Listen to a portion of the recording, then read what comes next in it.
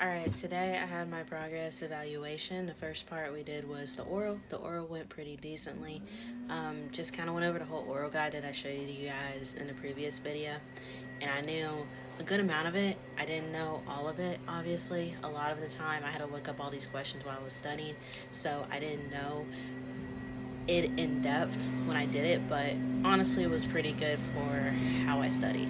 Now the flight portion, we went to Abbeville, did a RNAV, and then did a VOR to 4 left and circled to 3-1.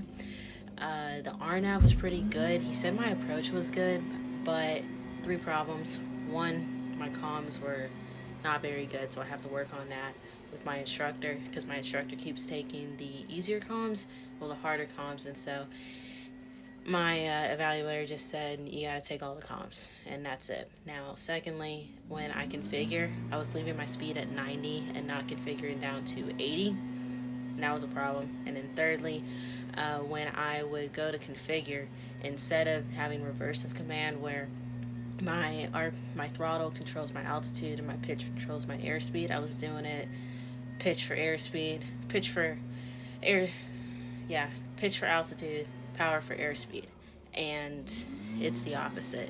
Apparently it's supposed to help make it easier, so that was one thing I needed to work on, and that was pretty much it. So the flight went decently, wasn't great, but I was able to pass, and that's what matters.